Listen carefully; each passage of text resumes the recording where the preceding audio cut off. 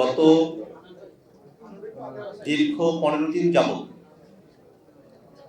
সারা বাংলাদেশ জুড়ে আপনার চোখে নতুন বাংলাদেশ শীর্ষক একটি জনমত জরিপ ক্যাম্পেইন সম্পন্ন করেছে।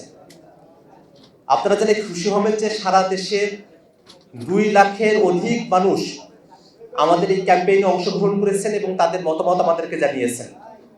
ছাত্র, পেশাজীবী, কৃষক, শ্রমিক, রিক্সা চালক, দিনমজুর, ব্যবসায়ী, গৃহকর্মী সহ দেশের সর্বস্তরের মানুষ ঢাকা থেকে শুরু করে নিয়ে পঞ্চগড়, কক্সবাজার, সারা দেশের সকল মানুষের সম্মিলিত মতামতের একটা বহিঃপ্রকাশ আমরা আমাদের এই উদ্যোগের সঙ্গে দেখতে পেয়েছি।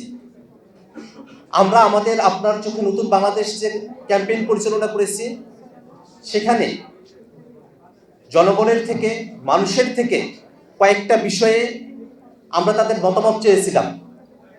আমরা প্রথমে চেয়েছিলাম যে কোন 3টি কাজ করলে বাংলাদেশ বদলে যাবে, নতুন রাজনৈতিক দলের কাছে মানুষের প্রত্যাশার জায়গা কি, কোন সমস্যার সমাধান মানুষ চায় নতুন রাজনৈতিক দলের থেকে, রাজনৈতিক দলের নাম কি হতে পারে, রাজনৈতিক দলের প্রতীক কি হতে পারে, এইসব পরামর্শ আমরা মানুষের থেকে চেয়েছি।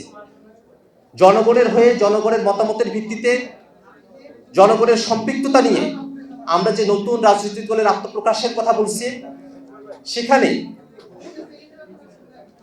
জনগণের মতামতের ভিত্তিতে প্রধান যে বিষয়গুলোকে চিহ্নিত করা হয়েছে যা দেশকে বদলে দিতে পারে, সেখানে প্রথমেই মানুষ বলেছেন যে দেশকে দুর্নীতি মুক্ত করতে হবে, দুর্নীতির বিরুদ্ধে সদা জাগ্রত থাকতে হবে, দুর্নীতিবাজদেরকে আইনের আওতায় নিয়ে আসতে হবে এবং সারা দেশে সরকারি কোনো বিষয়ে, বেসরকারি কোনো বিষয়ে কোথাও যেন কোনো দুর্নীতি সংগঠিত হতে না পারে, সে ব্যাপারে মানুষ সর্বাধিক তাদের মতামত ব্যক্ত করেছেন। সুশাসন প্রতিষ্ঠার কথা বলেছেন, ক্ষমতার অপব্যবহার রোধ এবং জবাবদিহিতা নিশ্চিতকরণের কথা বলেছেন।